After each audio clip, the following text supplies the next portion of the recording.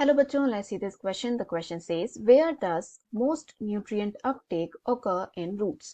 तो question पूछ रहा है कि roots में सबसे ज्यादा जो nutrient uptake है वो कहाँ पर होता है and हमें 4 option दिए हैं A, B, C and D, जिसमें से जो correct है वो हमें select करना है।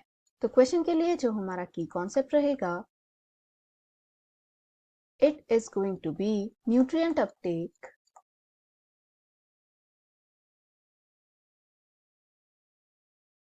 इन रूट्स। तो यहाँ पर हम देखेंगे कि ये किस तरीके से किया जाता है एंड मैक्सिमम कहाँ देखने को मिलता है। तो ये जो है एक मॉडरेट लेवल का क्वेश्चन है। तो इस चीज को समझने के लिए, दैट इज न्यूट्रिएंट अपटेक को समझने के लिए हमें सबसे पहले रूट के स्ट्रक्चर को स्टडी करना होगा। आखिर इसमें कौन कौन से पार्ट्स हैं जो कि एक रोल प्ले करते हैं फॉर द अपटेक। तो रफली यदि हम देखें रूट को, तो मान लीजिए कि ये है रूट का स्ट्रक्चर। तो इसमें जो सबसे टिप वाला रीजन देखने को मिल रहा है, इसे कहा जाता है रूट कैप।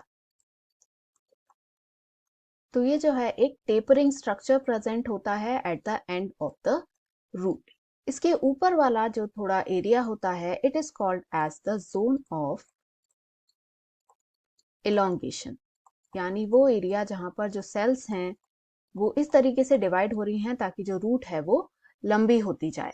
एंड इसके ऊपर जितना भी एरिया प्रेजेंट होता है वहां पर हमें देखने को मिलते हैं कुछ structure that are hair like. तो इस तरीके से रूट से बाहर की तरफ को ये पतले हेयर लाइक स्ट्रक्चर्स निकले रहते हैं। तो जोन ऑफ इलोंगेशन के जस्ट ऊपर एक थोड़ा सा रीजन आता है जिसे कहा जाता है जोन ऑफ मेचुरेशन। तो ये वो सेल्स हैं जो कि डिवाइड हो चुकी हैं एंड मेचुरेशन की तरफ आगे बढ़ रही हैं। एंड इसके ऊपर भी जो ये माइन्यूट स्ट्रक्चर है दैट इज रूट हेयर, ये हमें देखने को मिलता है। तो रूट हेयर्स का फंक्शन क्या होता है, ये बेसिकली जो सरफेस एरिया है रूट का उसे इंक्रीज कर देते हैं because they are minute structure in high number. इस वजह से ये सरफेस एरिया इंक्रीज करते हैं जिसकी वजह से जो वाटर का अपटेक है वो इंक्रीज होता है and also nutrient that is जो मिनरल्स का अपटेक है वाटर के साथ में वो भी हाई होने लगता है। तो क्वेश्चन में हमसे क्या पूछा हुआ है कि सबसे ज्यादा न्यूट्रिएंट अपटेक कहाँ है।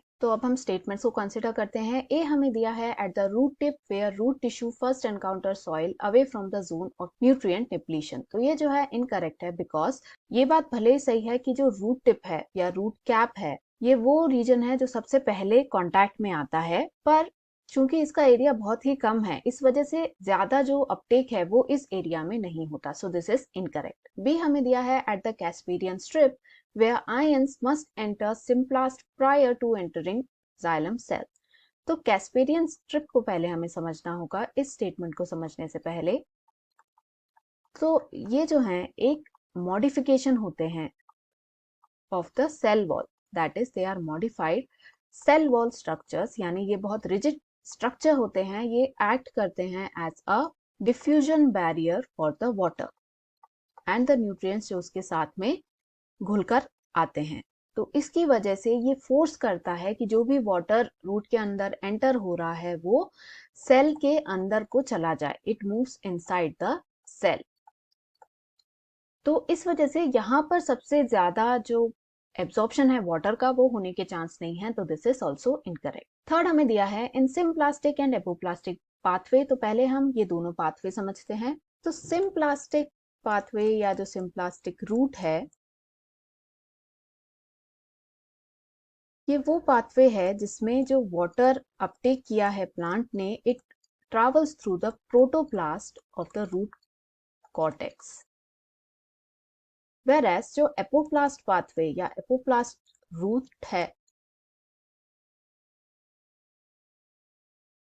ये वो पाथवे है जिसमें कि जो वाटर है ये पास करता है through the cell wall and the intercellular space of the root cortex. यानी जैसा हम देख सकते हैं तो इन दोनों में ही कुछ कुछ तरह के रेस्ट्रिक्शन प्रेजेंट हैं दोनों तरह के पाथवे में, यानी मैक्सिमम अपटेक जो है वो इस पाथवे में पॉसिबल नहीं है। लास्ट हमें दिया है in root hair and in zone of maturation, तो ये बिल्कुल करेक्ट है। जैसा हम यहाँ डायग्राम में देख सकते हैं कि zone of maturation and root hair जो है ये सरफेस एरिया बढ़ा रहे हैं and water and nutrient uptake को भी साथ साथ बढ़ाते जा रहे हैं। तो क्वेश्चन का जो फाइनल आंसर है it is going to be option D, that is in root hairs and in the zone of maturation. Hope you understood it well. Best of luck.